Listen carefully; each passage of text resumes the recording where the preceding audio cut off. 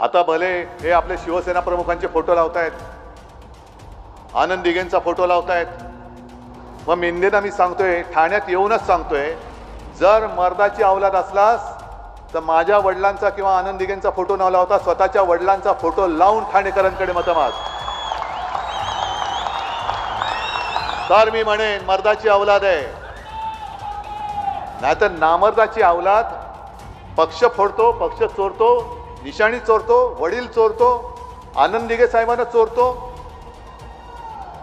आणि म्हणे बाळासाहेबांचा वारसा. बाळासाहेबांचा वारसा काय? महाराष्ट्र लुटू देणं हा बाळासाहेबांचा वारसा आहे.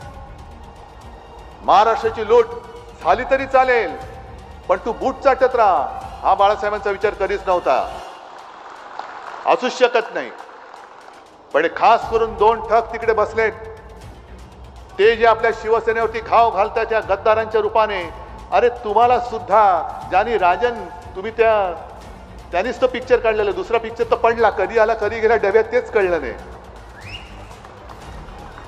पण मला वाटतं सभागृह नेता का स्टँडिंग कमिटी तुम्ही सोडली होती, हा सभागृह नेता सोडला होता, पद सोडलं होतं. आणि 2012 नंतर या मिंद्याला मी मंत्री केला नसता तर मिंद्या कधी मंत्री बनू शकला नसता. हे त्यालाही विचारा खरं आहे की खोटं आहे.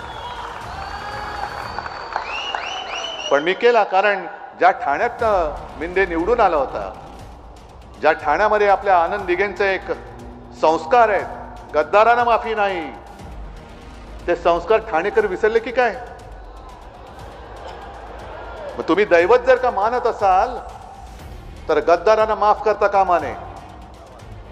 आज केदार तुमच्या समोर उभा आहे, वारसदार आहे त्यांचा, आणि हे चोरून मारून वारस झालेले लोक नाही आहोत आम्ही, अस्सल रक्ताचे आणि विचारांचे वारस आहोत. पण सगळं काही उचलून गुजरातला नेणाऱ्यांबद्दल आम्ही दयामाया क्षमा दाखवू शकत नाही. आणि इतर सुद्धा काही पक्ष उभे राहिलेत आपली मतं फोडायला. गेल्या वेळेला बिन शर्ट पाठिंबा दिला होता, आता इन शर्ट पाठिंबा दिलेला आहे. ही यांची वृत्ती.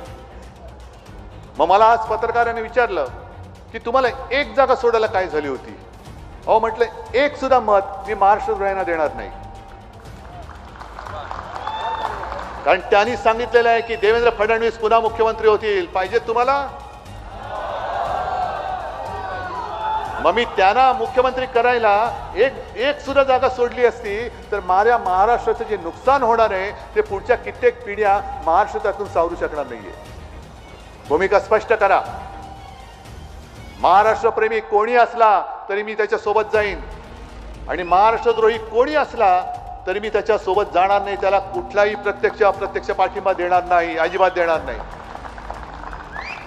आणि म्हणून मी सगळ्यांना, तुम्हाला तर आहातच तुम्ही, पण चॅनलच्या माध्यमातून मी प्रत्येक सभेत विनंती करतोय, महाराष्ट्रातल्या तमाम जनतेला विनंती करतोय, तुम्ही महाराष्ट्राला लुटणाऱ्यांना मत देता कामा नये, महाराष्ट्र ओरबाडणाऱ्यांना तुमचं मत पडता कामा नये. जर तुम्ही पुन्हा आपलं मत मिंद्याला दिलं किंवा भाजपला दिलं किंवा भाजप आणि मिंद्याला मदत करणाऱ्याला कुठल्या तरी गुंसे, मला माहित नाही राजनराजेजी तुम्ही कुठल्या कोणाचे उमेदवार होतात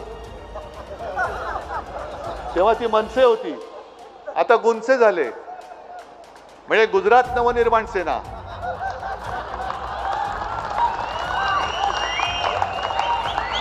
तिला जर का दिलात तर मग मात्र आपल्याला कोणी वाचू शकणार नाही. आणि छत्रपती शिवरायांचे जर का आपण मावळे असो तर हातामध्ये मशाल घेऊन या गद्दारांचा भ्रष्ट कारभार याच वेळेला तुम्हाला जाळावा लागेल.